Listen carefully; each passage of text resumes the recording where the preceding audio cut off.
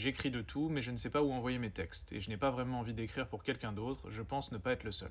Je vais réagir à ce commentaire parce que ça fait écho à ce que Matt Damon a dit de Netflix récemment. Pendant son interview avec Joe Rogan, Matt Damon a expliqué que quand on écrit un film avec Netflix, on sait qu'il sera vu la lumière allumée, le téléphone à la main et probablement en plusieurs fois. Donc c'est pas les meilleures conditions. Pour contrer ça, Netflix demande de mettre une scène forte très tôt pour capter l'attention des gens et de réexpliquer régulièrement l'intrigue au fil des scènes pour ne pas les perdre.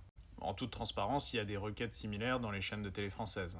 Pour autant, je pense pas que les diffuseurs prennent les gens pour des idiots. Ils ont leurs données, ils savent comment les gens consomment leurs films et leurs séries, et ils posent leurs contraintes. Matt Damon, qui a quand même une sacrée carrière, parle de l'uniformisation des contenus, du fait qu'avec des contraintes pareilles, tout va finir par se ressembler. Et lui vient de tourner pour Christopher Nolan, dans son adaptation de l'Odyssée, donc qui est un film ultra spectaculaire, tourné en IMAX 70 mm. C'est pas du tout la même expérience de visionnage, et donc c'est pas du tout les mêmes contraintes d'écriture. À partir du moment où tu demandes des millions à quelqu'un pour financer ta vision, c'est normal que ceux qui mettent l'argent aient leur mot à dire.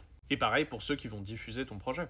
En fait, il y a des contraintes d'écriture partout. Je vais pas écrire une histoire de la même manière si je le pense pour TikTok ou si je veux envoyer mon film à Cannes. T'écris pas dans le vide, mais au sein d'un système qui a des canaux de distribution. Quand j'accompagne quelqu'un dans l'écriture d'un scénario, c'est la première chose qu'on voit ensemble. À qui on va faire lire, pour savoir comment on va amener les choses. Et même si tu arrives à t'affranchir de l'industrie et que tu peux financer et distribuer tes films tout seul, t'écris à minima pour une équipe qui doit comprendre ton projet pour t'aider à le réaliser. Le cinéma, les séries, c'est un art collectif. T'écris nécessairement pour et avec quelqu'un d'autre. La force du scénariste, c'est sa capacité à intégrer la contrainte sans perdre de vue ce qu'il veut raconter de base. Et si tu veux pas du tout écrire pour quelqu'un d'autre, je te conseille plutôt d'écrire un roman.